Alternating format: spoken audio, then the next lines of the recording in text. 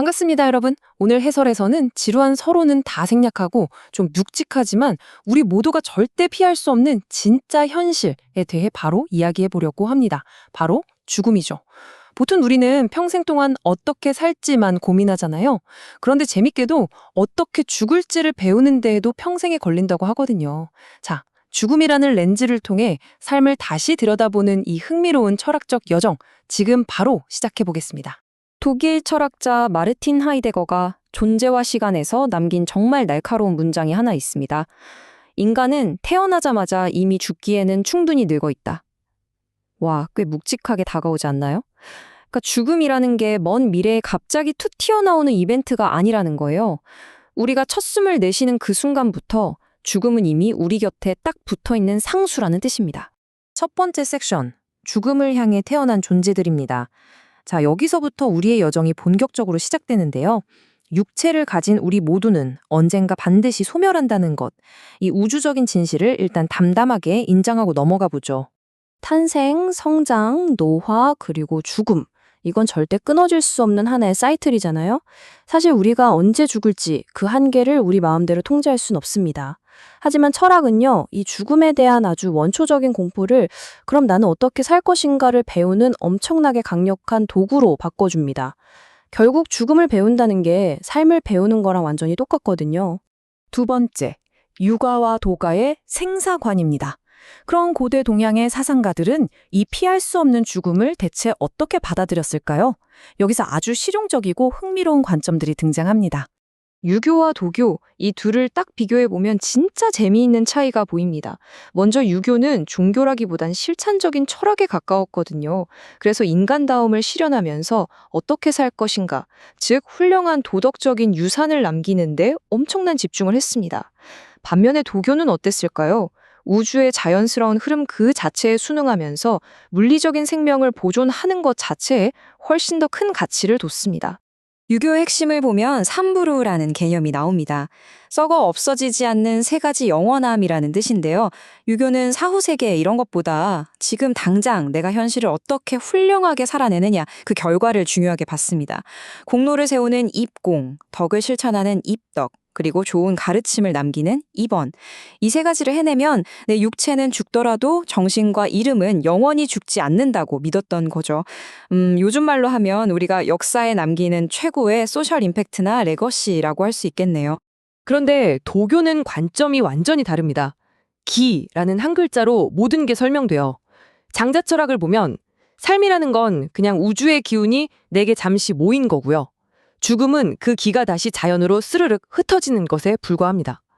그러니까 도교의 부르장생 교육은 영적인 사후세계를 기대하는 게 아니라 지금 내가 가진 순수한 기를 잘 보존해서 현실의 수명을 늘리는 데 초점을 맞췄던 거예요. 고대 버전의 바이오 해킹이랄까요? 대자연의 일부로서 죽음을 아주 쿨하고 담담하게 받아들인 거죠.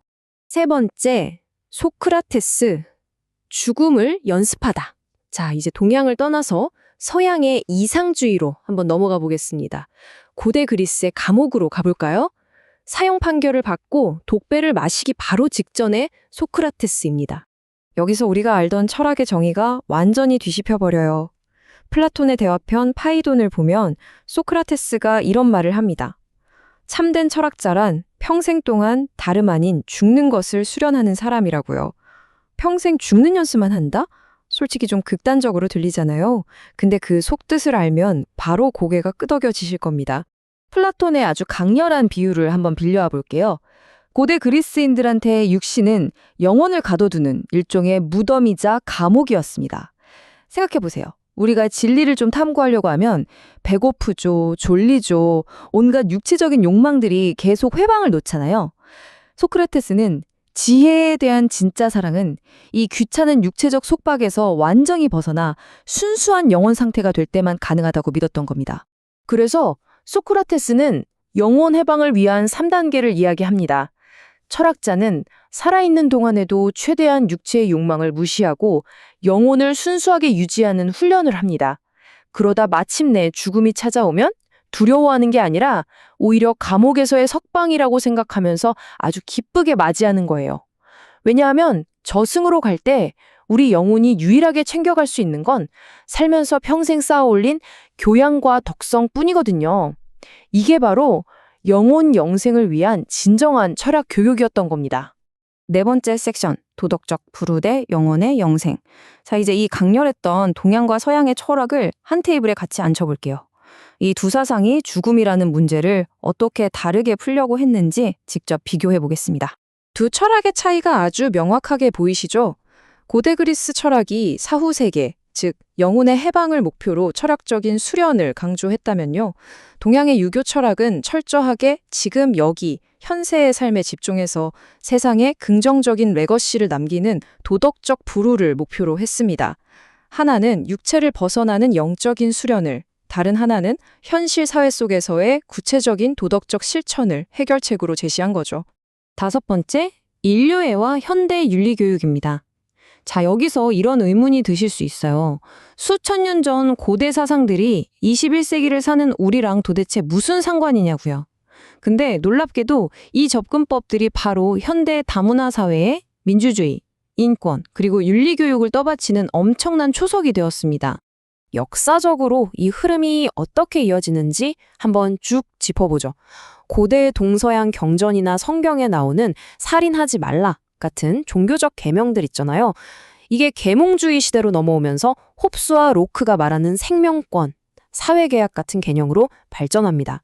그리고 마침내 현대에 와서는 종교의 울타리를 넘어선 보편적 인권이라는 세속적인 틀로 진화하게 되죠.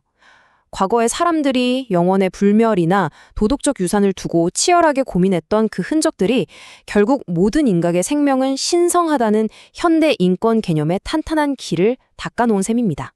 그럼 오늘날 같은 다문화 사회에서 우리 민주 시민들에게 죽음 교육이란 과연 어떤 의미일까요?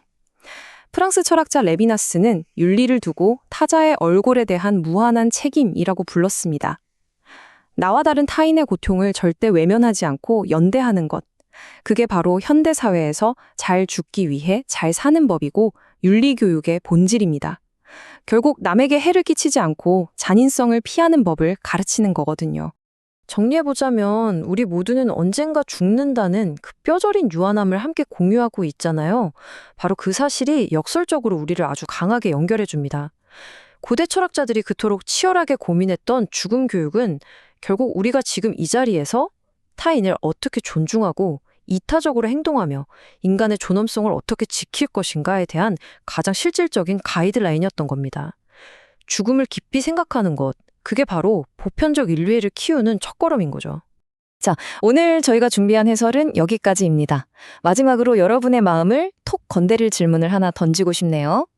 우리 모두가 태어난 그 순간부터 죽음을 향해 걸어가고 있는 게 피할 수 없는 운명이라면 여러분은 지금 이 순간 어떻게 살고 또 어떤 유산을 남기시겠습니까?